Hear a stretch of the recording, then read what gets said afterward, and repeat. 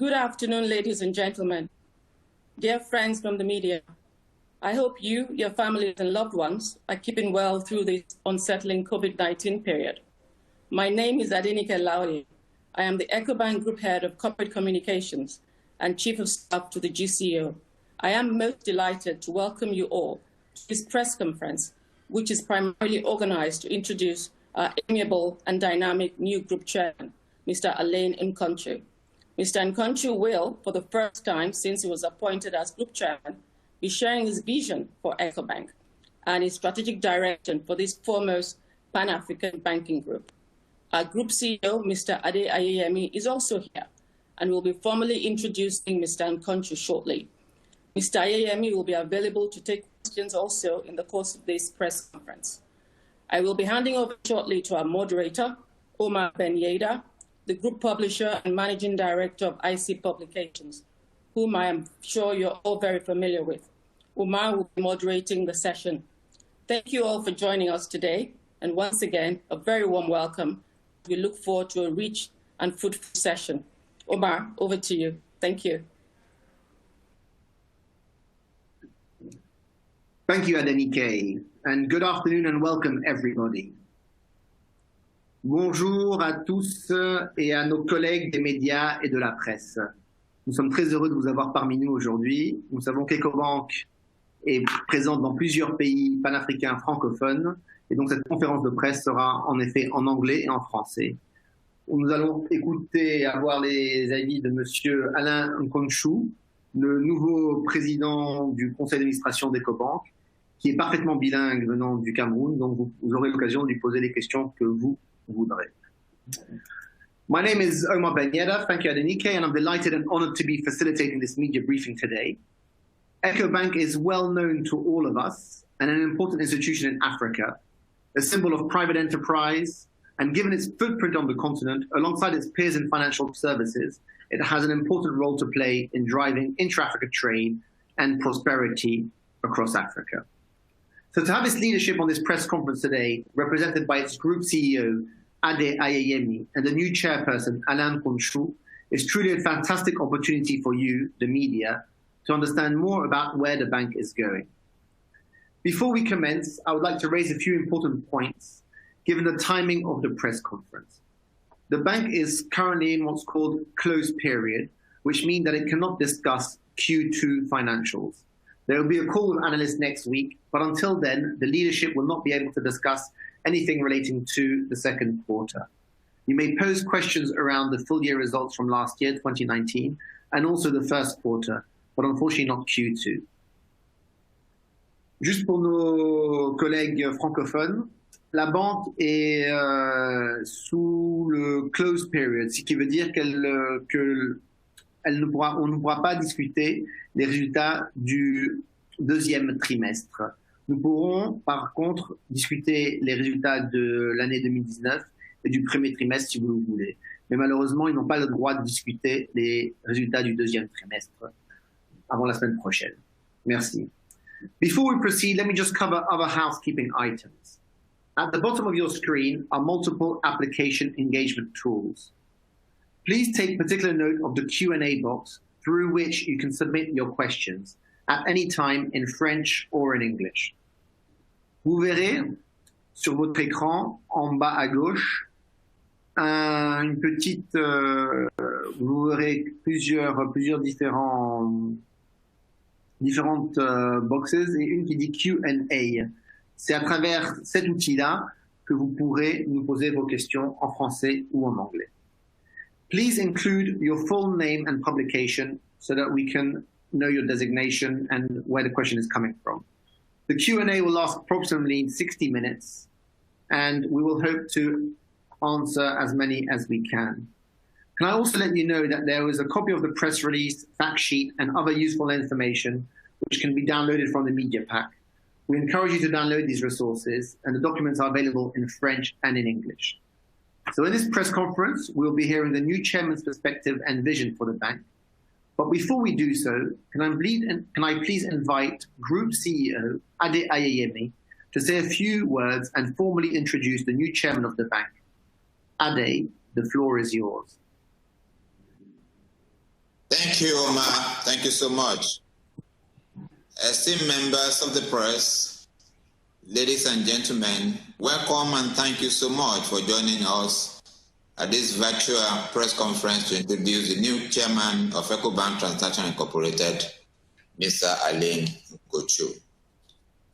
Mr. Nkochu is well known to us at Ecobank, having served as non-executive director on our board since 2015. His of relevant experience is indeed ideal for the strategic insight required for a world-class Pan-African bank, especially at this time we're operating in the challenging conditions of COVID-19 and the impending opportunities of the African Continental Free Trade Area. Our chairman is a managing partner, a co-founder of Enco Capital Management LLP, an asset management based in London and Johannesburg, which focuses on African investment opportunities. He was an advisor at Laurent Perrier Champagne in Paris, and managing director of Credit Suisse Global Macro Trade of JP Morgan in London and at Chase Manhattan in New York. Alain has a track record of business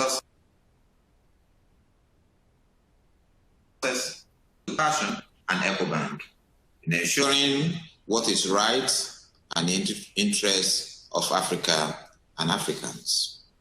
Our chairman believes in the long-term results and socio-economic impact. Is committed to ensuring we continue with our customer experience transformation and that the correct conduct, culture, and ethics are embedded in the bank. The board and senior management of Ecobank Group are united in our belief and confidence that Mr. Nkochu is the right person to lead Ecobank at this time. Together, we will be delivering on our mandate to drive financial integration and economic development across sub-Saharan Africa while providing sustainable long returns to our shareholders. Ladies and gentlemen, we will now hear directly from our chairman, Mr. Alain Nkochu. Thank you. Thank you very much, Ade, for the kind introduction.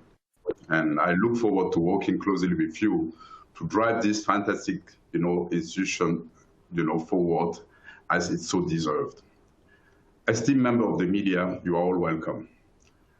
I greatly appreciate you taking the time from your busy schedule to join us to this virtual press conference. Thank you so much. It's a very great honor to be appointed chairman of Ecobank Transnational Incorporated and become responsible for the stewardship of this leading Pan-African institution. Indeed, as Ade mentioned, I've been a shareholder of Ecobank since 1994, and I became non-executive director in 2015. And I believe I have an in-depth knowledge of Ecobank, its operation, its purpose, its resilience, its proud history, and its absolute commitment to Africa. I also believe that my background and experience will actually be suitable for my new role at Ecobank. Together with Ade, we nurture the will, the desire, and the strength to further Ecobank's strategy through re-emphasizing on the culture of performance that promotes excellence and is based on conduct, ethic behavior, and discipline. One of the most important issues that Ade and I will be working on is continue to resolve the long-standing issue at Ecobank Nigeria, of course, which are driven by legacy portfolio issues and unfavorable, commodity cycle. It is my priority to address this in a decisive manner, and to bring Nigeria up to the level it is capable within the group. Rest assured, this is at the forefront of what we intend to do. My own view and my own vision, working closely with the management led by Ade, is to reemphasize the culture of performance, to reinforce the risk management framework in regard essentially to the credit activity, to sharpen the focus on our digital strategy and in doing so, to improve the customer experience. We count on all stakeholders to be on our side in this journey. EcoBank footprint puts us in a unique position to help Sub-Saharan Africa seize the opportunity of the African Continental Free Trade Agreement.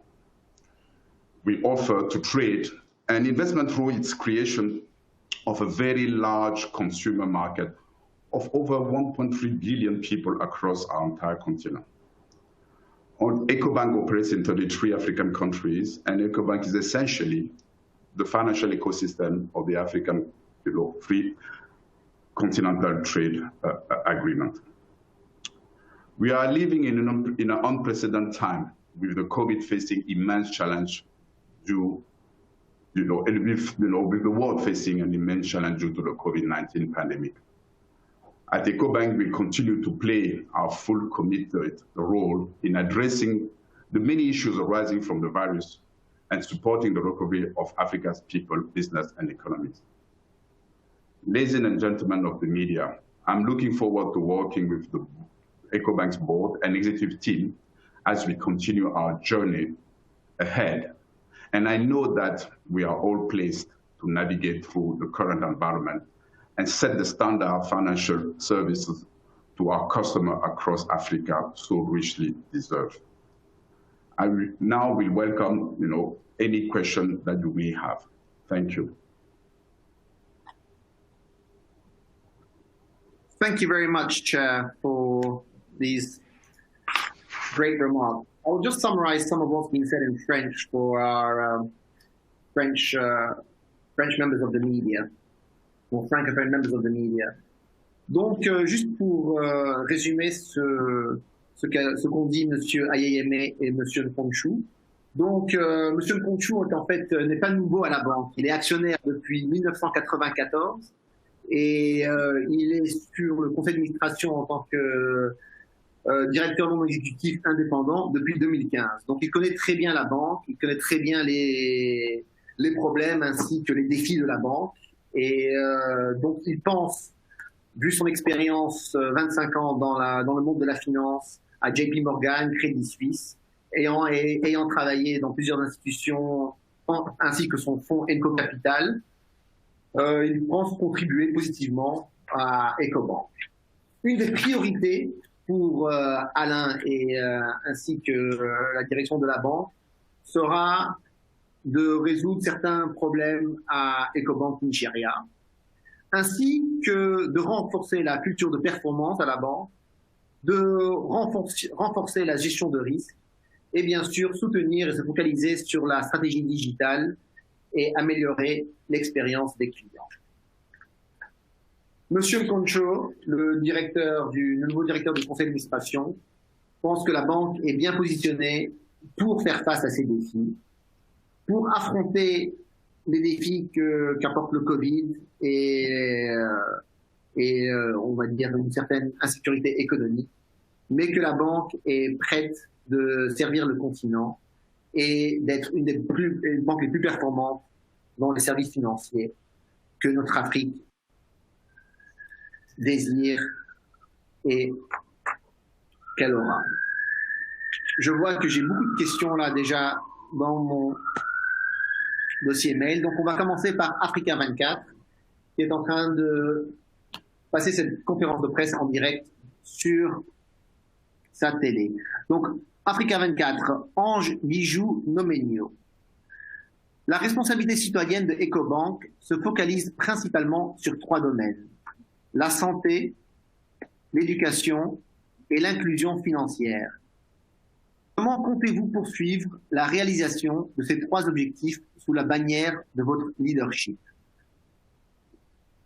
Président. I will answer the question in French. Donc, ces 3 domaines sont interconnectés afin de contribuer à la transformation du continent. Et EcoBank conduit cet effort et avec des partenaires justement clés dans le continent pour le faire. Par exemple, dans le cas de la pandémie du Covid-19, on a souligné des liens qui existent entre la santé et l'économie. Et notre engagement continue de travailler sur le développement du continent en soutenant les communautés en bonne santé qui conduisent justement afin de pouvoir arriver à des économies plutôt prospères. Notre collaboration avec l'Union africaine est un exemple en l'espèce. Nous continuerons également à mener nos programmes de 3 ans sur les maladies non transmissibles sous l'ombrelle de la journée EcoBank, une journée dédiée aux communautés par la banque et ses employés. Nous avons également récemment lancé un partenariat avec Speak Up Africa pour donner plus de force aux PME afin qu'elles puissent jouer un rôle important dans la lutte contre le paludisme, l'une des maladies les plus mortelles en Afrique, après tout. Donc, notre fondation est arrivée au terme de sa stratégie de 5 ans, ce qui signifie que nous allons revoir, consulter et assurer que nous faisons les ajustements nécessaires pour continuer positivement à impacter les communautés et organisations à travers notre empreinte géographique.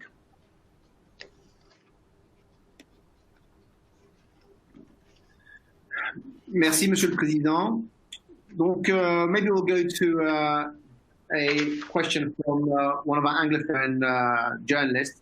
So, Stephen Williams is a freelance journalist writing for a number of Pan-African publications. So, Alain, congratulations on your elevation to becoming ETI chairman.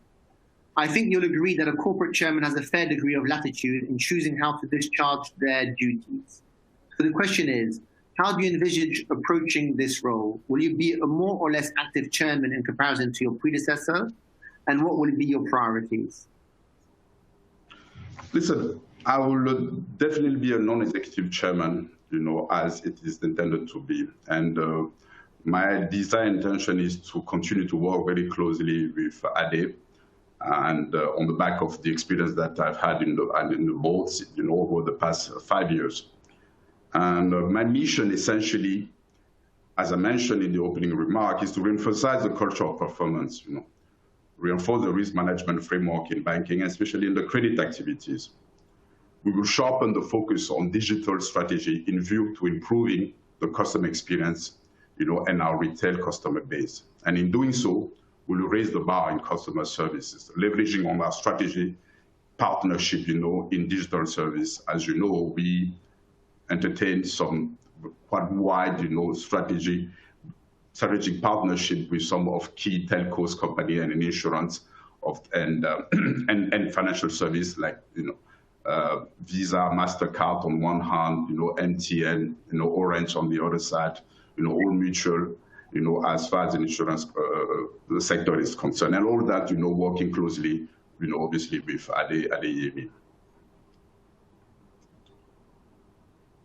Thank you. We're going to go to Aurélie Mbida pour le groupe Jeune Afrique. Comment comptez-vous attirer de nouveaux investisseurs après 3 années de non-distribution de dividendes? Quelle est votre réponse pour renforcer la stratégie de EcoBank?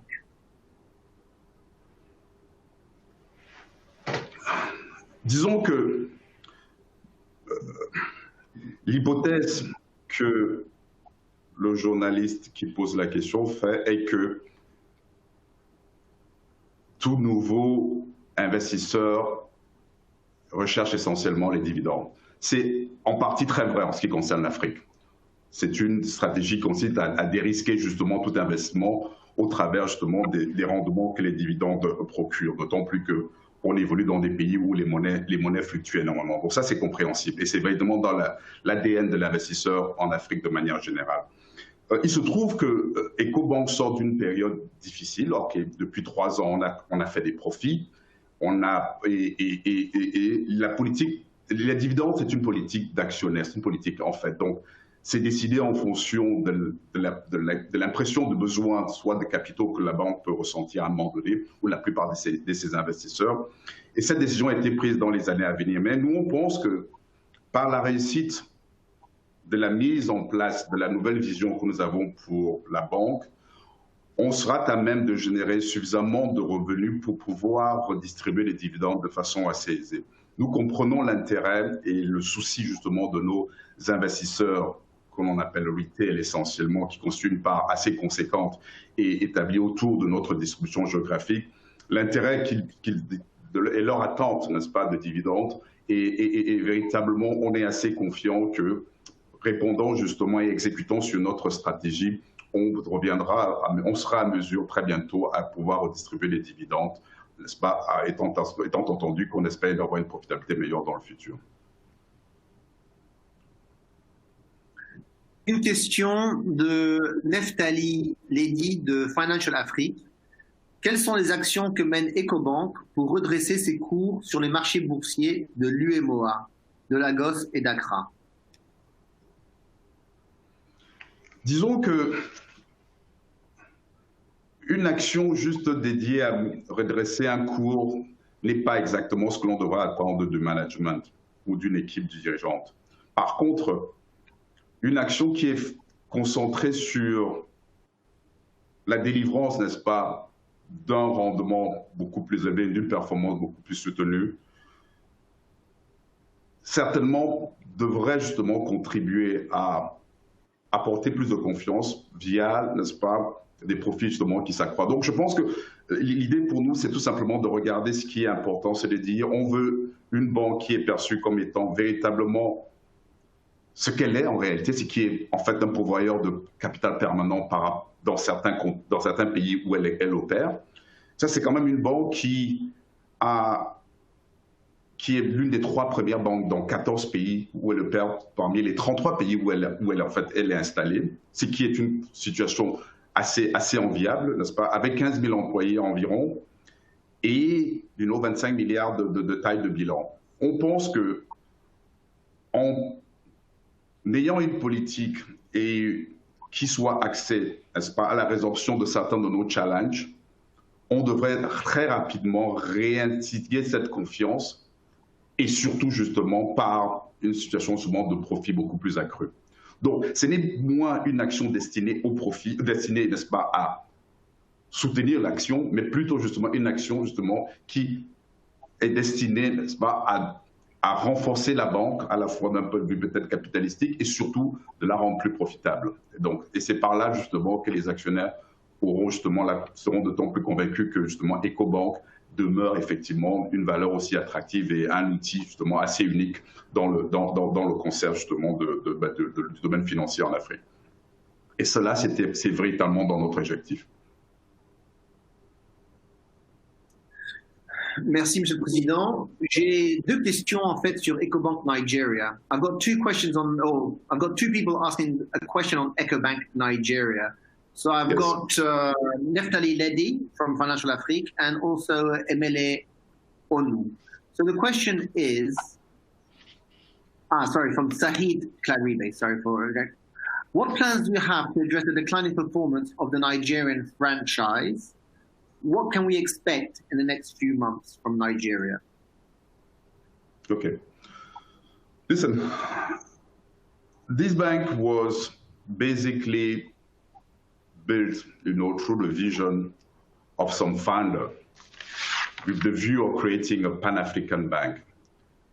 And in doing so, they managed to put this bank at the forefront of the financial service within 33 countries, and like I mentioned earlier, to be the one to 3, banks among, within 15 countries. This in itself have positioned Ecobank as a provider of capital, permanent capital, and clearly a leading, financial institution within the continent.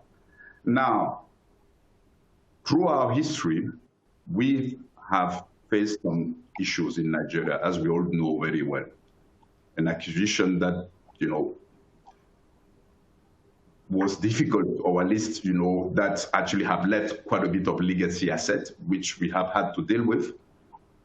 And later on, unfortunately, an economic cycle that happened not to be very favorable in terms of commodity prices. So in that process, what the management has done is we went and basically raised a bit more, tier 1 some capital, through a very successful debt issue of 400 million. That was in 2016, a convertible. And also we've actually had to build a resolution vehicle to basically address all the bad loans. This process has been continuing as much as, the rationalizing the banks. And I think it will have to be continued. And there are some initiatives that we want to basically, put in place to address the issue of the Nigerian entity, once for all. And we are confident that working with the management, we will definitely, reach that point, relatively soon. This is at the top, at the forefront of our concern and our objective, clearly. So from Emile Onu, who's at Bloomberg News, they're asking, what are the biggest challenges you are facing in Nigeria?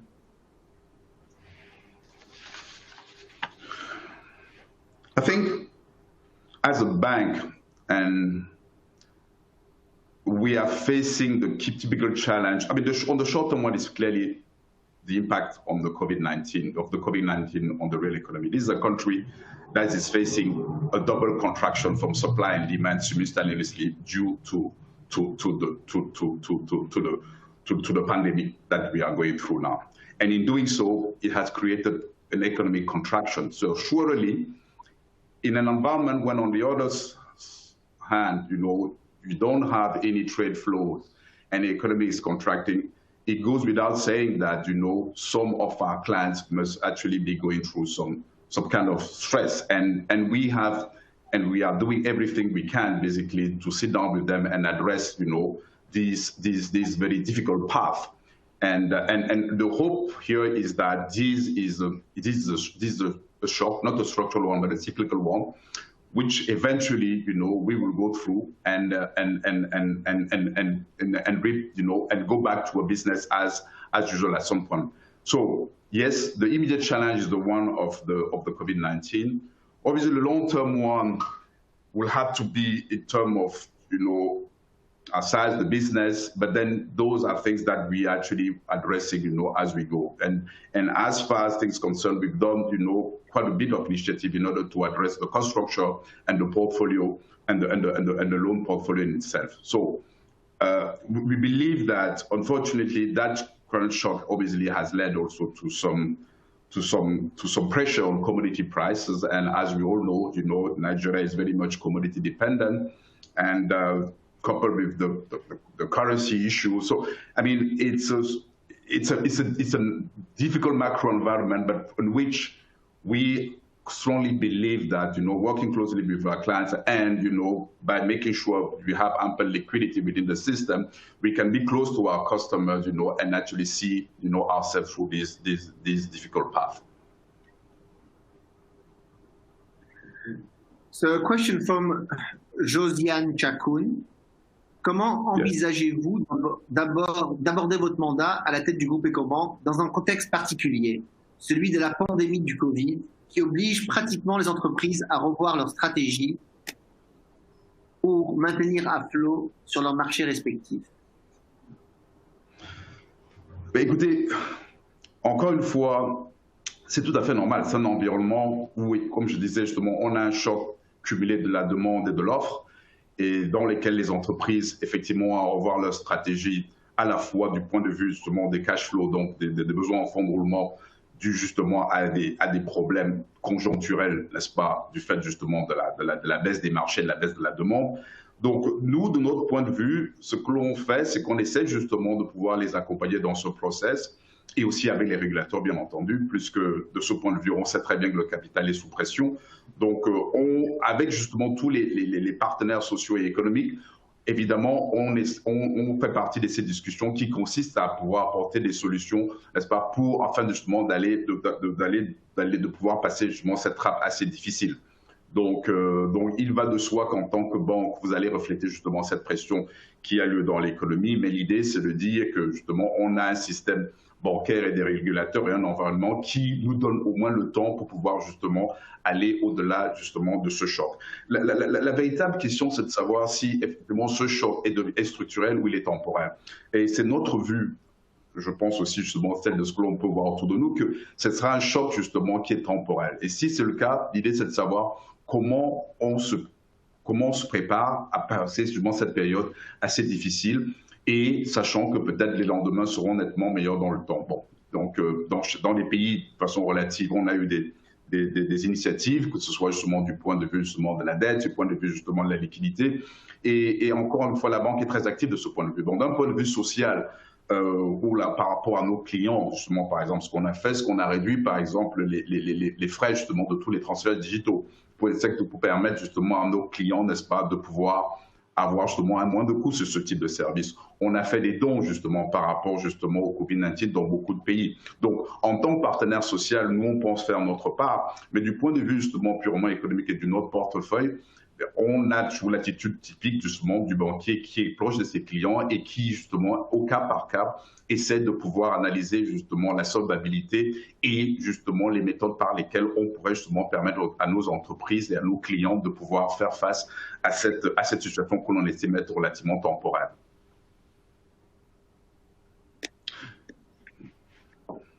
Merci. J'ai M. Sissé Mokhtar, journaliste à Abidjan.net. Il y a une question en anglais. So, which countries in Africa will you be prioritizing, especially in this context of COVID-19? I think, like I mentioned earlier, it's obviously Nigeria. I guess the COVID-19 is basically hitting, you know, our whole, I mean, the whole spectrum, right? You know, in different ways, but that's a fact. Now, the point that we are making, at least the view that we are taking, is that this is temporary, and this is a temporary shock, albeit very serious, but we will actually see ourselves through that. So the real question as far as the COVID-19 is, what do we believe is going to be structural from this shock? Obviously, one thing that is going to be structural is the push for further digitalization, because we have gone through a phase where we have experienced the notion of, you know, working remotely, so therefore, you know, increasing somehow, you know, the productivity of our employees, and an environment where we realize that broadband is actually very, very important. So, and as you know, EcoBank is very well advanced, you know, within the digitalization, and therefore, we believe that this is an area on which we will have to leverage our strength even further. Now, the simple country that I just mentioned was Nigeria for the set of all those issues that we have there, but this is something that we actually, like I mentioned, you know, clearly looking to address in the mid-term, over the short and medium term. So I've got Malik 6, Le Soleil in Sénégal, en français. Avez-vous évalué l'impact que pourrait avoir la pandémie de Covid sur les performances du groupe EcoBank? Comment comptez-vous atténuer les effets de la Covid-19? C'est une bonne question, en fait. Donc, la réalité, c'est que on est toujours en phase de mesure, n'est-ce pas, de l'impact de cette pandémie. On en a une idée au fur et à mesure justement que l'on travaille avec nos clients. Donc, il y a un impact du point de vue corporate pur qui consiste à se rendre compte que certains de nos clients forcément ont des problèmes de cash flow. Donc, il faudrait leur donner le temps pour qu'ils puissent justement réparer leur bilan. L'avantage, c'est qu'on a aussi des régulateurs, des banques centrales qui sont compréhensibles par rapport à ce type de situation et qui nous donnent leur support pour pouvoir justement aider ces clients, n'est-ce pas, à passer sous cette phase. Donc, on est dans une phase où, effectivement, on a eu un choc. Et dans le choc, on essaie aujourd'hui, on veut mesurer justement l'impact qu'il veut avoir par un dialogue assez détaillé avec les clients que l'on a. La réponse est qu'on n'en a pas encore une idée complète, mais cette démarche se fait au moins au jour le jour en ce qui concerne la banque. Donc c'est quelque chose dont on aura une vue assez probante très bientôt. Mais tout ce qu'on sait, c'est qu'on travaille là-dessus justement avec tous les parties prenantes, tous les partenaires sociaux, économiques, pour pouvoir justement apporter des réponses, n'est-ce pas, qui soient valables. Que ce soit les États, que ce soit les entreprises ou encore à moins des banques, forcément, le premier choc qui l'impacte, c'est celui de la liquidité. Et on a bien vu justement par des mesures justement venant autant du Fonds monétaire que la Banque mondiale qui sont rapportées justement à des États qui ont pu justement lever de l'endettement ou avoir justement des reports de paiement de dette. Tout cela devrait ruisseler dans l'économie réelle et aider le système bancaire d'une certaine manière à pouvoir absorber les chocs qui sont dus justement à cette pandémie. Le tout, en fait, encore une fois, j'insiste là-dessus, c'est de savoir quelle position on prend par rapport à un tel choc à moyen terme ou à long terme. C'est de dire, est-ce qu'on pense que justement ce choc amènera justement des situations durables, structurelles, de manière à changer des modèles de business de façon permanente? La question est ouverte. On voit, ou alors est-ce qu'on pense que c'est temporaire? Alors tout ce qu'on veut, c'est se donner justement la munition pour passer, n'est-ce pas, dans cette période assez difficile. Notre tendance serait encore de croire justement que c'est un choc qui est temporaire. Et très probablement, on aura justement un vaccin ou des médicaments par rapport au Covid. Et ce faisant, on devrait justement pouvoir, la croissance devrait revenir à moyen terme, n'est-ce pas, sur des niveaux relativement acceptables. Donc, on pense que c'est un passage assez difficile. Bon, c'est une crise qui est unique dans le sens où elle affecte tout le monde et partout. Et c'est une expérience de notre vie, de notre époque, dont forcément elle appelle à des questions, n'est-ce pas, structurelles. Mais en tant que banque, pour nous, pour l'instant, on reste assez confiant que c'est une étape difficile, mais qui justement devra être managée avec tous les partenaires sociaux. Et c'est ce qu'on fait actuellement. I've got a couple of questions who I think may be addressed to Ade. Please. Ade, how do you address the problems of IAS 21 compliance in respect of currency reporting and currency of operation across different African markets? It's from Sahid Klaribe again. Okay. It's a good question. What we do with all, whether it's an IAS 21 or any of the standard, is making sure we work with the best professionals, whether the professionals are auditors or they are professionals that help us in trying to arrive at the right conclusion that we then take to our board with full understanding of what we are adopting as accounting policies. The same way we dealt with IFRS 9, the same way we deal with all the standards that come out. So we deal with them using the best professional judgment, both internally and what is available elsewhere. When we have to deal with things in Zimbabwe, inflation accounting, we dealt with it through the same process. So the process is not going to be different because these are global standards that all entities need to work through. On technical details, of course, I always defer to my CFO, but in terms of the broad process on how we approach complying with all regulations and all guidelines that come through, that's the process we take. Thank you. Thank you, Ade. I've got another question which is directed to you from Emir Onu of Bloomberg Lagos. Are the challenges you mentioned in Nigeria going to cause a decline in your revenue and profit this year, given that Nigeria is your biggest market? Nigeria is our biggest opportunity. The biggest market we have today is UMOA in terms of actually what the performance is when you look at our first quarter. But Nigeria remains a big opportunity for us. The COVID-19 is an issue that we're dealing with, as the chairman has mentioned, and we believe that it's a shock to the system, but it's a shock to the global system. It's not just in Nigeria, it's not just in Africa, it's everywhere that we have the consequence of COVID-19. And it's 19 for a reason, because 100 years ago, the same issue also happened and people have to deal with it. We've seen reduction in the flow of businesses. In terms of trade flow has reduced. When countries get locked down, there are consequences to that. But it's the right thing for governments to do. And we also believe that the central banks are putting some support structures in place for the entities that are operating in their country and also across the African country, those things have been done.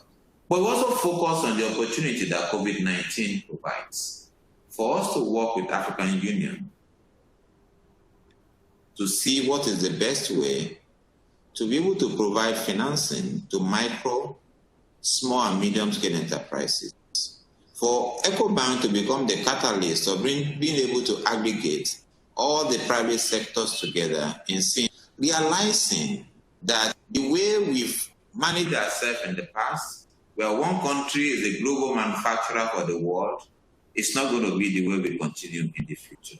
Realizing that not having good health services, healthcare services, it's not going to be the way we operate in the future, because not everybody will be able to go abroad for the purpose of having healthcare, or healthcare tourism that used to be there will not be there anymore. So it gives us an opportunity to also participate in build back better the African countries. And in that, EcoBank, being a Pan-African activities in 33 countries, can actually participate in how do we build back better? How do we coordinate the rest of our colleagues to utilize the continental free trade area that is coming to be now as one of the catalysts of being able to grow the African continent better? I see the challenges, and we are dealing with it as an institution, but we also see the opportunities for us to work together with other partners to be able to get Africa to a much better place. Thank you. Thank you very much, Ade. We'll go to Issouf Kamagaté, Financial Afrique. Une question en français pour Monsieur le Président. Monsieur le Président du Conseil d'administration, vous arrivez au sein de l'institution au moment où il y a eu du remue-ménage dans certaines filiales, comme en Côte d'Ivoire, où des employés auraient protesté contre certaines mesures drastiques liées à la Covid-19, comme cette problématique du 14e mois. À l'état actuel, quel est l'état de vos filiales à l'ère de la pandémie du coronavirus? Je vous remercie pour la question. Le fait est qu'elle est assez précisément dans des détails qui concernent justement, je pense, pour lesquels je préfère justement que le management réponde, Ade en fait puisse y répondre en fait. Oui. Très bien. So Ade, there's a question in here from a chap called Issouf Kagamagate from Financial Afrique, and he's saying, what is the situation of the subsidiary in Ivory Coast in Côte d'Ivoire in view of some employees protesting against some drastic actions, such as their 14-month bonus payment? What is the state of the subsidiaries in the era of COVID-19? Okay, here's what I will say.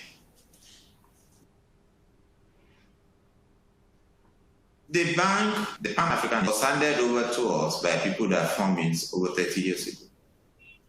It's always going to be important that we are able to react to the context of the situation. In a situation in which every institution needs to react to the changes in its cash flow, changes in its business opportunities, it's important that EcoBank Côte d'Ivoire, EcoBank Nigeria, EcoBank Ghana, and by the way, every institution in our continent needs to react properly.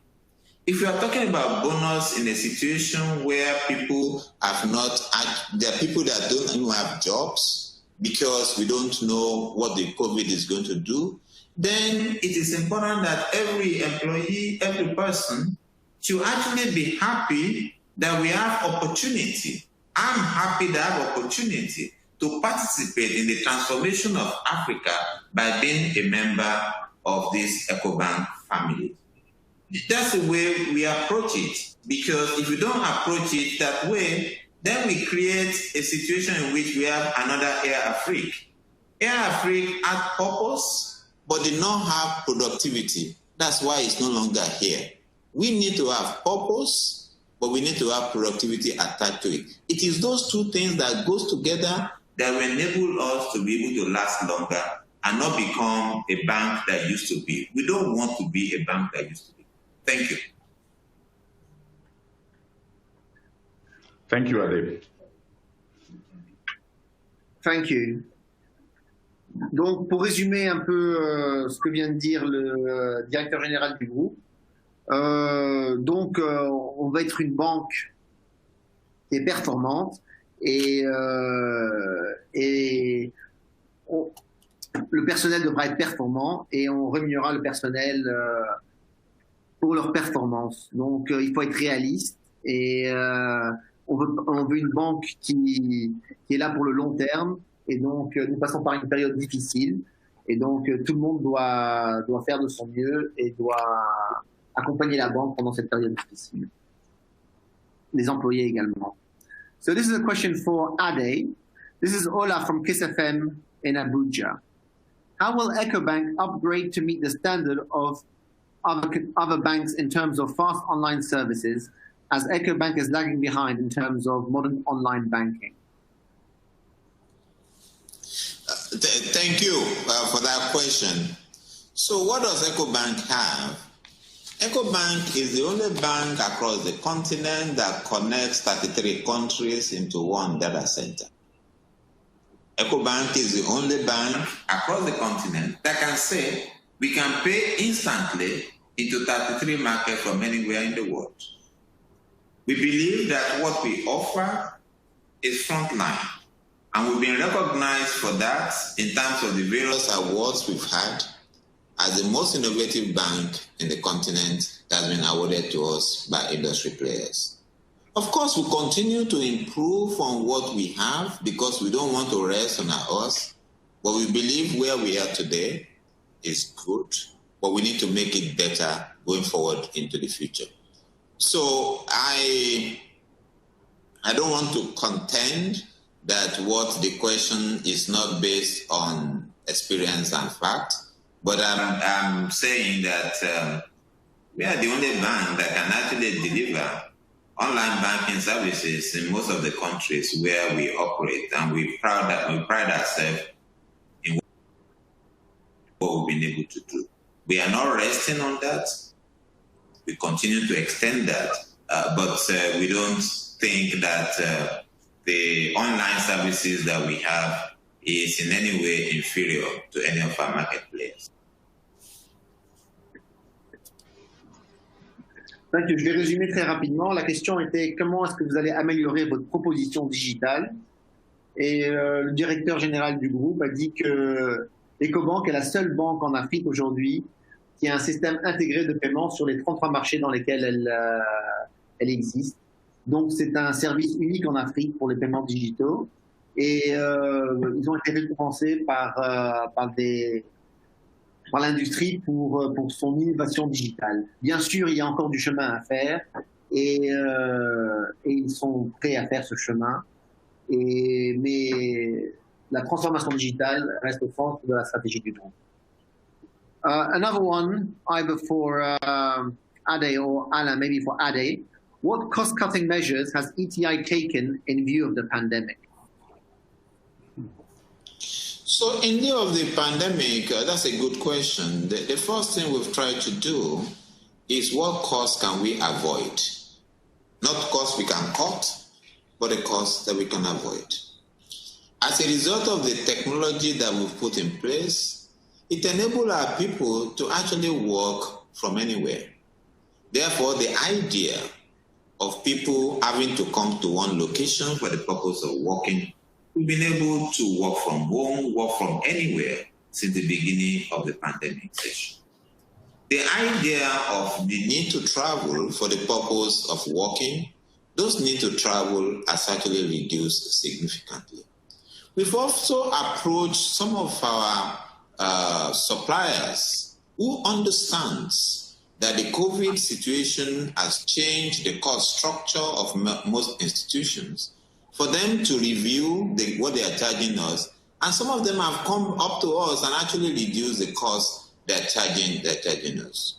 And of course, because this is going to be a way of working going forward, we are also restructuring the way our personnel are distributed. But the first thing is avoid costs that we don't have today. Ensure we go to the various suppliers to see the reduction they can give to us in terms of rebate because of COVID. And ultimately, we may need to reduce some staff. And those are the layers of decision-making that we go through. Thank you. Je vais résumer. Donc, la question était comment allez-vous réduire vos coûts vu la pandémie. Et le directeur général a dit que la première chose que nous allons faire, c'est voir quels coûts nous pouvons éviter plutôt qu'éliminer. Donc, par exemple, nous avons vu que les gens peuvent travailler de chez eux et interagir d'une façon internationale et efficace de chez eux. Donc, déjà, on peut éliminer certains frais de voyage. Ils ont discuté avec beaucoup de prestataires de services et ils sont mis d'accord avec ces différents prestataires de services de différentes façons ils sont en train de voir donc tous les coûts qu'ils peuvent éviter et éviteront les coûts de cette façon-là. Merci. We had a couple of questions with regards small and medium-sized enterprises. So let me just find it, if you may. So it's from Nafiu Ogochu. Quelle place accordez-vous au financement des petites et moyennes entreprises et industries pour votre programme d'action? Pouvez-vous alléger les conditions d'accès au financement à EcoBank pour les PME et PMI? Alain. Bien entendu, c'est une place assez importante que nous accordons justement à EcoBank. Il y a tout un département dédié à cela qui est justement le département ce qu'on appelle de corporate banking et aussi justement par certains côtés justement dans l'investment banking. Il va de soi que le métier justement de banque, c'est effectivement d'accompagner des industries et des sociétés de ce type, n'est-ce pas, dans leur financement moyen ou long terme. La réalité, c'est que le coût de ce financement, si j'en reviens à la question qui est posée par le journaliste, est forcément lié justement à la disponibilité du capital et du risque qui est perçu justement par rapport à cet emprunteur. Bien entendu, ce sera toujours notre volonté de pouvoir offrir à nos clients le meilleur coût du capital possible afin qu'effectivement ils puissent dégager des marges, c'est pas qui leur permettent de servir leurs dettes. Ça, cela va de soi, et qui plus est, et autant que possible, pouvoir augmenter justement la duration de ces prêts, d'une certaine façon. Donc, véritablement, ce sera toujours dans l'intérêt de la banque, n'est-ce pas, de pouvoir donner des conditions de financement optimales à ses clients et surtout les petites et moyennes entreprises qui sont justement au cœur même de la création d'emplois et justement des gains de productivité dont justement nos économies ont tant besoin. Et personnellement, je pense que c'est vraiment un point de challenge à la fois pour les banques et aussi justement pour les gouvernements en place de pouvoir donner accès justement à ces sociétés, n'est-ce pas, un accès justement au marché de la dette beaucoup plus large et beaucoup plus important. Pour notre part, nous pensons justement pouvoir faire ce qu'il faut avec justement les coûts aussi optimaux que l'on peut délivrer pour ce faire. Merci.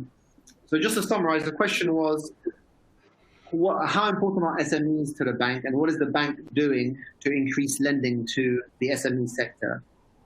So the new chairman said that SMEs are an important part of the bank. They've got departments dedicated to servicing the SME sector. And of course, it's about optimizing the offering to the SMEs. That means helping these SMEs improve their margins, not just service their loans through interest payments. So they're looking at how to optimize these, and they're also working with governments and other organizations to help SMEs get access to finance. So this is a joint effort, and SMEs remain central to what the bank is doing. I've got a question from Otto Abassi. Can I add to the SME conversation, Omar? Please do. Thanks, Chairman, and thanks, Omar, because this is so important to the continent and one of the reasons why we were formed in terms of creating opportunity for the African people to be able to participate in economic affairs of the various countries. So before COVID, we've always had the department, commercial banking department, that is focused on SMEs, on women entrepreneurs that are young.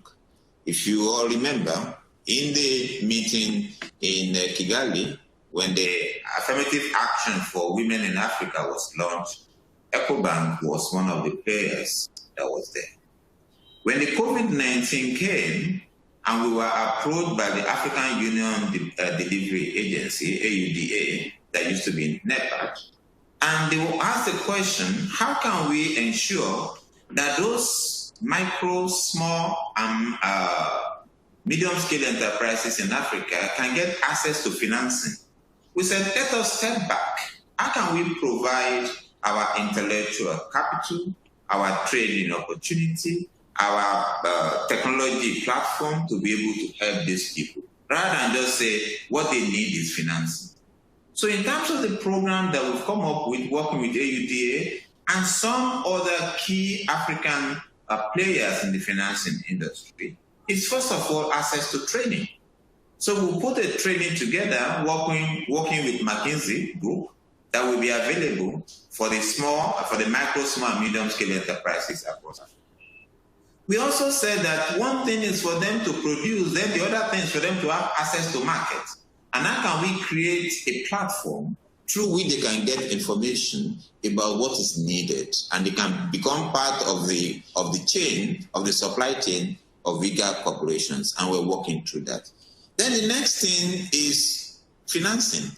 But the financing issue required them to come together into an industry. Because when they come into an industry, when it's easier for them to have access to finance. We also want the countries themselves to participate in providing guarantees so that you put all this package together, what then gets to the small and medium-scale enterprises is at a price point that they can afford. And when you add digital to that in terms of the way of doing businesses, then they have the opportunity and perhaps the best chance to become not a small, medium-scale enterprises for life, but that becomes a transit for them to become bigger and being able to contribute more to the economy of Africa. Thank you. Je vais essayer de résumer ce que vient de dire M. Ayeyeme. Bon, premièrement, la banque a été fondée, a été créée toutes ces années pour créer des opportunités pour le peuple africain et pour créer des économies qui sont dynamiques. Donc la création d'emplois et la création d'économies dynamiques. On ne peut pas avoir une économie dynamique sans les PME. Récemment, le NEPAD, donc l'institution de l'Union africaine, qui maintenant s'appelle AUDA NEPAD, est venue voir la banque et elle a dit comment est-ce qu'on peut aider les PME à avoir plus de financement. Donc, EcoBank et NEPAD ont dit, regardez, ce n'est pas qu'une question de financement, essayons de comprendre la réalité du problème. Donc, ils se sont mis ensemble et ils ont utilisé leur capacité intellectuelle, ils ont analysé les plateformes qu'ils avaient à leur disposition, tant leurs plateformes technologiques que le commerce, et ils ont dit, voilà ce que nous allons faire. De un, il faut essayer de former les entrepreneurs. Donc, avec McKinsey, ils ont créé un manuel de formation pour les PME, pour les aider dans la gestion, dans la levée de fonds, etc., etc. Deuxième problématique, comment est-ce qu'on peut leur donner accès au marché? Donc, ils ont mis en place une stratégie pour leur donner accès au marché. Après, ils ont dit, voilà, comment est-ce qu'on peut les aider à se financer pour créer ces opportunités dans une industrie? Parce que le but final, en fait, ce n'est pas de créer ou ce n'est pas de financer les PME, c'est de créer des entreprises qui pourront un jour devenir non seulement petites ou moyennes, mais grandes entreprises et contribuer d'une façon plus grande à l'économie africaine, ou à une échelle plus grande à l'économie africaine.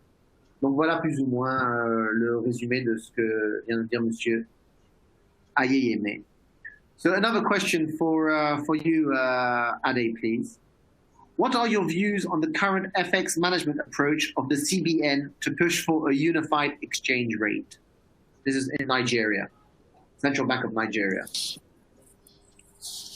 We support every action that is being taken by the management of the Central Bank of Nigeria. Of course, a unified rate, which is also recommended by World Bank, IMF, and the MPC, allows us to have one rate in the market. Is the direction that they are taking is the right thing to do, and we are very supportive. Donc la question étant sur l'action de la Banque centrale du Nigeria, qui se dirige vers un taux de change unique. En ce moment, il y a plusieurs taux de change concernant le Naira et le dollar. Donc, il encourage la Banque centrale à continuer sur cette action-là. Ces actions qui sont soutenues par la Banque mondiale et autres institutions. Et il pense que c'est la meilleure chose d'avoir un taux de change unifié pour le Nigeria. Chairman, this is from Bronwyn Nielsen from the Nielsen Network. How important is the African Continental Free Trade Agreement to EcoBank's future? Thank you, Bronnie, for the question. This is a very important initiative at the African level. As you know, as we speak currently, only 19% of African countries' trade is done within Africa. So such an initiative will go a long way to open up the trade within Africa and allow the emergence of optimal sized companies through the network and the infrastructure that is likely to be unleashed. And obviously, a bank like EcoBank with its footprint in 33 countries and operating as a leader within among almost 15 of them, and coupled with our digital, framework and advantage, we believe that we are at the forefront to really harness the benefit that such an initiative is actually going to bring. So therefore, we are really excited about this, and this is one of the pillars of what we believe will actually be very profitable for the banks, over the medium term. Merci Alain. Je vais résumer. La question de Bronwyn était sur l'importance de la ZLECA pour le futur d'EcoBank. Donc, le président du conseil d'administration indique qu'aujourd'hui, nous avons peut-être 19% de commerce intra-africain, mais la ZLECA, vraiment, elle présente une opportunité unique pour EcoBank. Pourquoi? Parce que EcoBank est présente dans 33 pays. Dans 15 de ces pays, elle est la première banque, la banque la plus importante. Donc, elle est idéalement positionnée pour bénéficier de la ZLECA, vu aussi son intégration du côté digital, son infrastructure digitale. Donc, la ZLECA vraiment forme un pilier pour la banque et dans le moyen terme, elle ne peut être que bénéfique pour la croissance de la banque.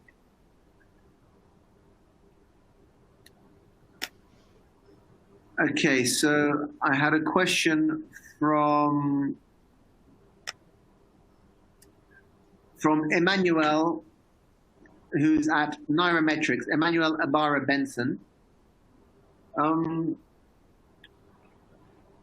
the question about cost-cutting measures, he asked earlier, what percentage of employees are mostly to be laid off, if any?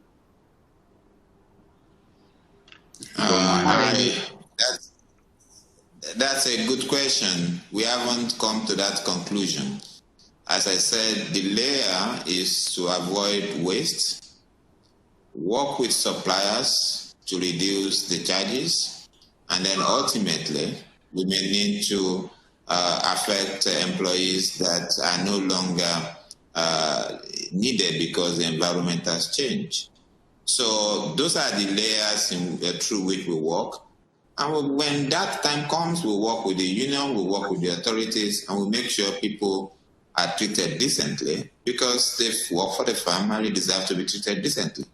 But at the same time, we should not risk the future of the organization by holding on if that is what is required. It is important to have the discipline to do it if that is what is important.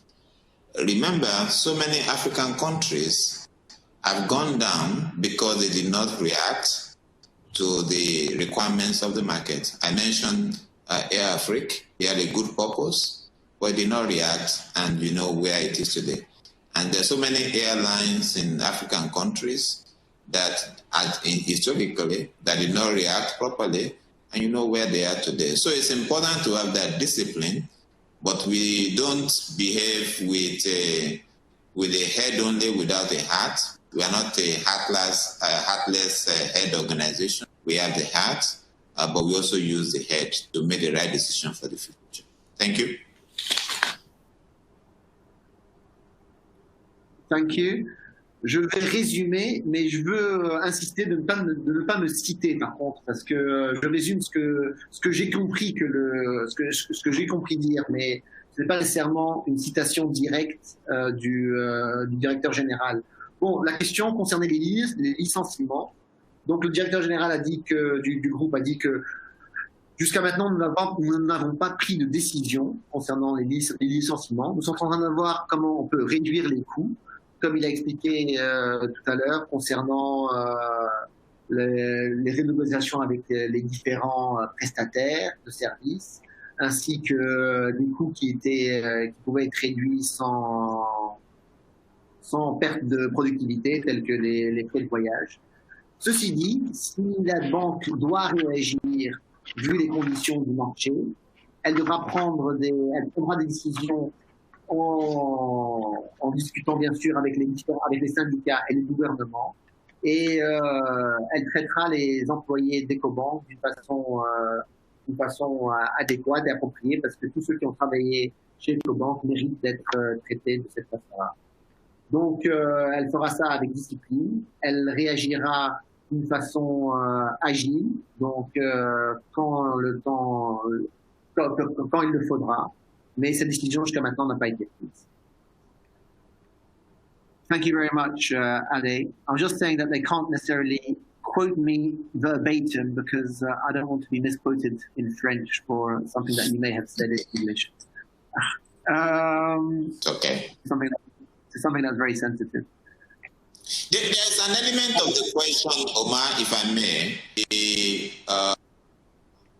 SHARP takes your partnership with the African Union to provide funding to us for micro, small, and medium businesses. We're actually working with the African Union now, together with all the other partners, to create a communication package that will be coming to market with. So within a short time, you see detailed communication about that, because we believe that we are doing piloting in some countries now, but we believe that we need to do detailed communication. And just watch out for this space. We will do detailed communication with the African Union. But this is matter that has been discussed. All the meetings that is going to happen outside Africa, this matter has been discussed, because there's a realization that we need to build back better. Thank you. If I may add my own word to what Ade said, and I'm very, very happy to hear about such an initiative. You know, forget me, I was not already aware of that, but it's so important, you know, for our economies to find a way in which we can actually finance those, you know, SMEs that, you know, it's very unheartening to actually see and hear that, you know, such initiatives are being taken. The reality is that, and I view it from a bank's perspective, is the fact that, you know, companies are really having some difficulties having access to those markets. And in some way, in order to expand that, banks need to collaborate with, you know, with institution countries and institutions like you mentioned, and that can allow the capital to be de-risked somehow, and the cost to be taken down. And I think that's a very powerful initiative. The fact is that we are in an environment where the true cost of capital is much higher than what we can actually observe in the book. And therefore, for the banks to feel comfortable extending loan to relatively long term, it makes sense to believe that, you know, some kind of cushion or at least support has to come from institutions like those ones. And I think that's a very good initiative and should very much be encouraged in order to have, you know, the bank's balance sheet be extended in terms of duration and focus, you know, on SMEs as is much needed. Thank you. So I've got a question for the chairman here, please. Josiane Chakounte. Monsieur le Président, l'Afrique centrale est en train de mettre en place son marché financier unifié, la BVMAC. Peut-on espérer avoir des actions d'Ecobank Cameroun sur cette base financière? Merci de cette question. Bien entendu, Ecobank est un acteur important dans le secteur financier en zone CEMAC et au Cameroun en particulier. Il va de soi que la croissance des marchés financiers va avec celle de l'économie d'une certaine manière et aussi justement la participation de beaucoup d'acteurs. La demande est présente, elle est structurelle, elle demeure. Donc, avoir plus d'entreprises qui viennent être listées n'apporte que des sources justement d'épargne, de diversification d'épargne qui jusqu'à présent est très très concentrée sur les produits à rendement fixe. Donc c'est une bonne chose, c'est une bonne initiative et le potentiel est là. Bien entendu, au moment venu, Ecobank, n'est-ce pas, pourra peut-être, n'est-ce pas, évaluer l'opportunité de pouvoir lister de telles filiales, n'est-ce pas, dans les marchés locaux. Ça pourrait avoir du sens. L'initiative et la trajectoire en elle-même est souhaitée et c'est dans le bon sens, clairement.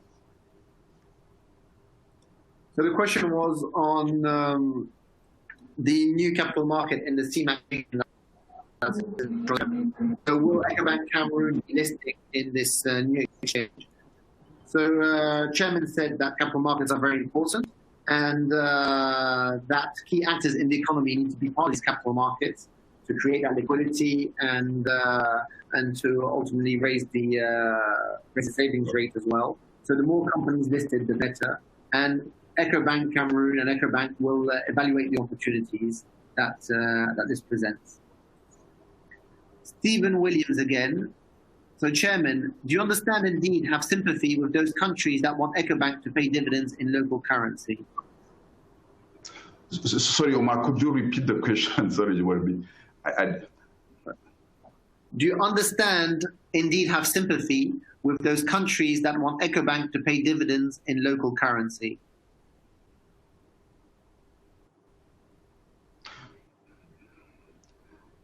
So do I understand if... sorry, I didn't. Do you have sympathy with the shareholders that want Ecobank to pay dividends in local currency? But then you are talking about ATI, paying dividend in local currency. The fact is that Ecobank, ETI is a dollar base, it's actually, the accounting of ETI is actually based in dollars. So I don't see the practicalities of having to decompose the dividend in every local currency for every shareholders. I think that will make it quite a bit cumbersome if I understood the question perfectly. So I think it's something that would be difficult to achieve in itself, or probably not that very practical. The dividend, when they are paid in hard currency, which is the dollar. Or, sorry, which they are paid, in the currency within the country where the bank is listed. So I'm not sure I understood perfectly the question as to, are we talking about an investor who is based in Ivory Coast or Nigeria or Ghana, or, I mean... Okay, I've got another question regards the dividends. Maybe it'll be an easier one to answer. Yeah. I'll ask it in French. This is Neftali Ledi from Financial Afrique. Selon les prévisions faites par plusieurs analystes, dont l'agence de notation américaine Fitch, il y a de fortes chances que la banque cette année, et pour la 4e année successive, ne verse pas de dividendes aux actionnaires. Vous confirmez? Comment les petits porteurs perçoivent-ils cette situation? Écoutez, on ne peut pas présager de ce qui va se passer. Bien entendu, l'environnement, il est tel qu'il est, compte tenu justement de ce qui se passe du point de vue de la pandémie. Mais encore une fois, c'est de la volonté des dirigeants et des actionnaires d'être dans une position de pouvoir distribuer des dividendes. C'est au cœur de toute stratégie, de toute approche en ce qui concerne justement toute société qui est listée. D'autant plus que, comme je le précisais tout à l'heure, le paiement des dividendes est une partie essentielle, n'est-ce pas, de l'attente des investisseurs, surtout en Afrique, compte tenu justement de la liquidité, n'est-ce pas, et de la capacité d'appréciation en capital de titres qui sont listés. Donc la partie flottante aujourd'hui, c'est d'environ 30%, essentiellement détenue par des petits porteurs qui justement ont envie de vivre et vivent justement de ces dividendes. Donc qu'ils soient rassurés, le management aussi bien que les actionnaires ont à cœur de pouvoir verser les dividendes dès que possible. Et ça, ce sera débattu au moment venu, mais on ne peut présager de ce qui va arriver justement d'ici la fin de l'année. L'année est en cours, elle a ses challenges, mais encore une fois, il faut qu'ils sachent qu'on met tout en œuvre pour pouvoir justement être dans une position de pouvoir payer des dividendes. Mais ce sera une fonction, quelque chose qui sera décidé par les actionnaires au moment venu, tenant compte à la fois des résultats qui seront délivrés et de l'environnement économique et des attentes des petits porteurs. Thank you. So I'll summarize. There was another question regards dividends, whether we can expect dividends to be paid at the end of this financial year. So the chairman said that we can't predict what dividends will be paid. It's far too early. Saying that the board fully understands the concerns of the shareholders, and it's in the board's strategy and to pay dividends. So they'll be able to pay them. So there's about 30% of the shares are floating. Most of these are small shareholders. So they will pay dividends if possible. It'll be debated when the time comes at the end of the year. And it will be based on the bank's performance and also the existing market environment then. Let me find another question. Do you envisage an increase in non-performing loans in Ecobank and the banking industry at large as the bank increased lending in the LDR amid the challenges of COVID-19? This is from Nike Popula.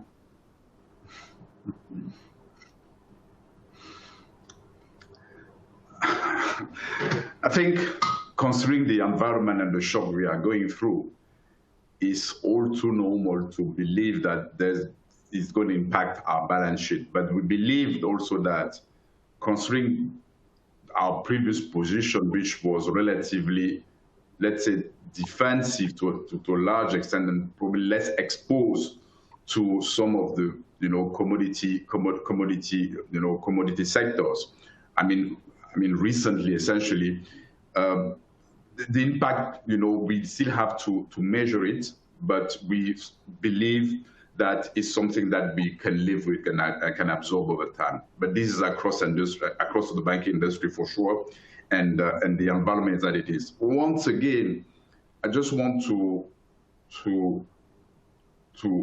highlight, the fact that our perception is this is not a structural shock. That therefore, we believe that we have the means to go through that as the economy recovers and eventually, a vaccine is found. So that's something for which we have a relative, not so much of a negative structural view as to the impact of the COVID, but more like a shock that will probably be did in time, and for which working with, the authorities, central banks and regulators will allow us to see through this patch.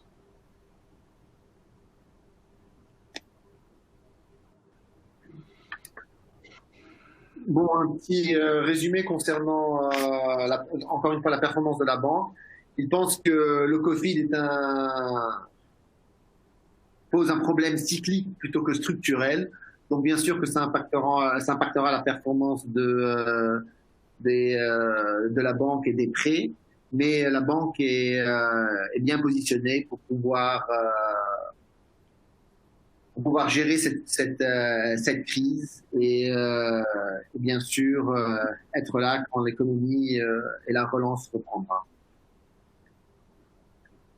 Quel programme avez-vous pour accompagner le développement de l'industrie agricole en Afrique? Nafiu Obochola, l'économiste du Bénin.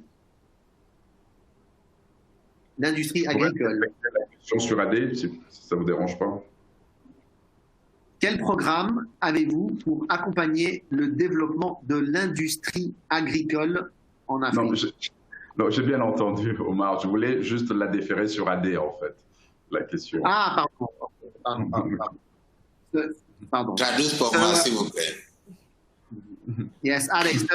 What strategy have you got to accompany the agricultural sector in Africa?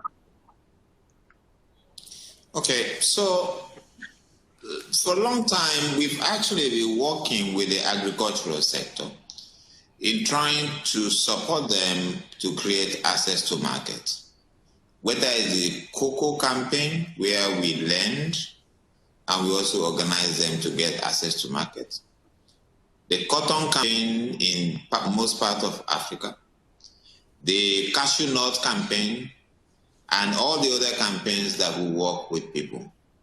But what is more important is how do we then walk back as countries are trying to create agropolis to make sure that they are better organized. And we are actually also doing training and conferences to make sure that the agriculture is better organized, because it is in the organization that we are finding faults. Individual farmers that is fragmented, it's not going to be as useful as we go into the field. So we are working with government and encouraging them to create farm settlements where people as a group can have access to farm inputs, can have access to equipment, tractors, equipment and co, and can have access to insurance, and can therefore be able to have access to off-taker that is going to pay them for the right price for what they're creating. In one of the countries where we're operating, we're actually working with one of these sub-national governments to do this, because we believe that in the future, the traditional method of working, that is subsistence farming, is not going to create a better agricultural practices across Africa. Being able to bring them into a collective that enables them to have better access to input, better access to tractors and equipment, and more importantly, better access to off-taker and the market is going to be the way to get this done and move forward. We continue to work around that, and I'm sure we've had meetings, seminars in Nigeria, we've had conversations in Accra, and we'll be doing more and more of this as we go forward. And one of the countries also asked us, how can we get financing straight? The country wants to finance, and they want to get this straight to those farmers. And we say, okay, we have a digital platform that can enable you to get that done. So there's a lot of things we're doing. Part of that is development. Part of that is advisory. It's only a small part that is financing, but when we bring all of it together, it creates wealth and sustainable agri practices. Thank you. Thank you, Ade. Donc, pour répondre à votre question, Nafiu, la banque est impliquée avec, dans le secteur agricole. Elle a travaillé sur des financements sur certaines récoltes, noix de cajou, cacao, etc. Mais comme l'avait indiqué avec la réponse sur les PME, la banque, en fait, fait plusieurs choses. Elle n'est pas nécessairement qu'impliquée dans le financement, mais dans la formation des agriculteurs, dans le conseil également. Donc, elle travaille avec certains gouvernements pour revoir tout l'écosystème agricole. C'est-à-dire comment organiser la coopérative, comment est-ce qu'on peut donner des engrais aux fermiers pour améliorer la récolte, comment est-ce qu'on peut leur donner accès à de nouveaux marchés. Donc, avec différents acteurs, elle est impliquée à créer en fait toute la chaîne de valeur pour pouvoir non seulement créer un marché pour ces fermiers, mais en fait créer tout un écosystème. Donc la banque est impliquée à tout niveau, donc financement, développement, formation. Une dernière chose, un gouvernement est venu même voir la banque pour voir comment la banque pouvait financer ce gouvernement qui financerait de sa part les différents fermiers. Donc il y a beaucoup de différentes actions que la banque prend, et c'est un domaine important c'est un secteur important pour Ecobank. Une question d'Edem Gadbekou du Togo. Monsieur le Président, quelle est la place d'Ecobank Togo dans l'excellente santé du groupe sur le marché de l'UMOA? Avez-vous pris des dispositions particulières pour accompagner le plan national de développement 2018-2020 au Togo, qui habite votre siège panafricain? Écoutez, sans pourtant entrer dans le détail, puisque si de façon plus précise, je vais déférer encore cela au CEO. Et bien entendu, comme vous savez, le siège de la banque se trouve au Togo et EcoBank au Togo est la plus grande banque localement. Et ça, c'est un endroit où c'est un espace où on entretient de très bonnes relations, notamment économiques, de façon locale. Et la banque, justement, est très, très, très heureuse de pouvoir continuer dans cette lignée. Je suis au courant qu'effectivement, nous faisons partie de toutes ces initiatives. Et peut-être pour plus de détails, Adé pourrait justement nous donner un peu plus de couleur là-dessus, quoi. So the question, Ade, was how is EcoBank Togo contributing to the success of EcoBank, and is EcoBank implicated in Togo's national development program? Okay, thank you. That's a very good question. The program was put together. We were part of the people that participated because we believe that we're Togolese as a company. And when we need to sell the idea to the rest of the world to do invest in Togo, I, together with the regional UEMOA, we're actually in London to do invest in Togo, to talk to people that you need to do invest in Togo. When the PND was launched in Hotel de Février, I was there as one of the speakers, and the regional executive for UEMA was there also as one of the speakers. In the way we have conversation customers on the various pillars of the PND, EcoBank stands ready. We've been actually supporting that process. So the PND is important to us. It's a means of transforming Togo, whether it is in terms of the agripolis that is there in the PND, the logistics hub that we want to do in Togo that is part of the PND, the link between, the road link between the south and the north that opens up the very landlocked countries, the pipeline to ensure that the fluid can actually be moved across rather than on board, can be moved through a pipe. So all those elements of the PND are things that we believe in, and we are very grateful for the government for the work they've done in that area. In fact, we believe that the infrastructure that has been created by the government over the last years, it is now time for private sector to step in and use those infrastructure to create economic activity in line with the PND in Togo. So you can say we are fully committed, just as we are committed to most all of the African countries. But you asked the question about Togo. Yes, the answer is je suis togolais maintenant aussi.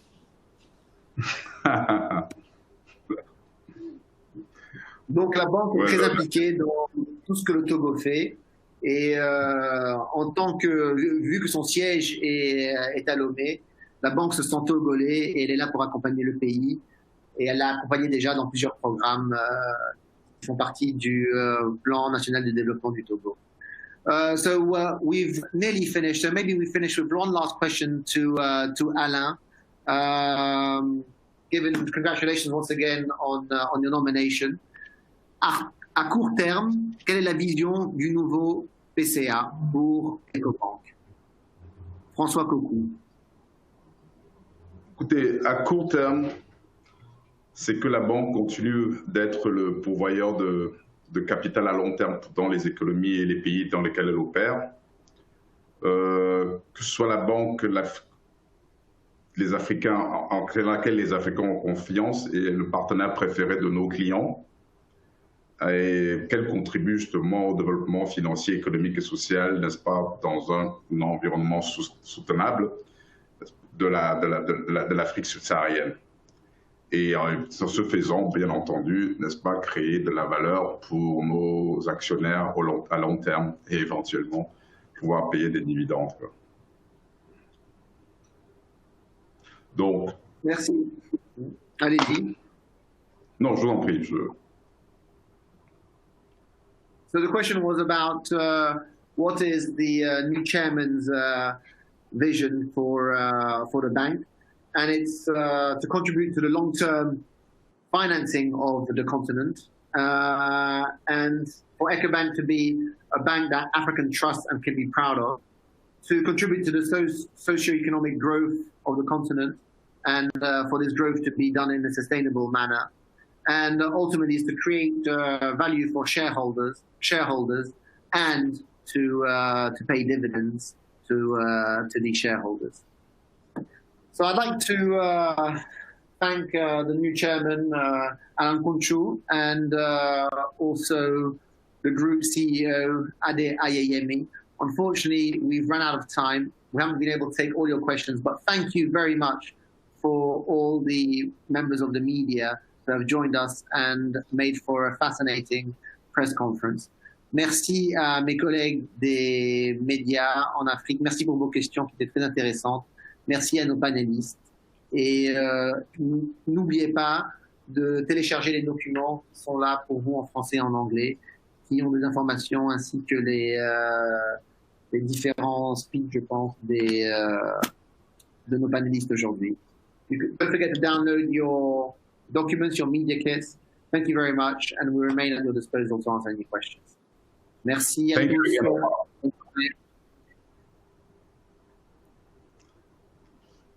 Thank you. Thank you all. Thank you for all. Thank you, the media. Thank you.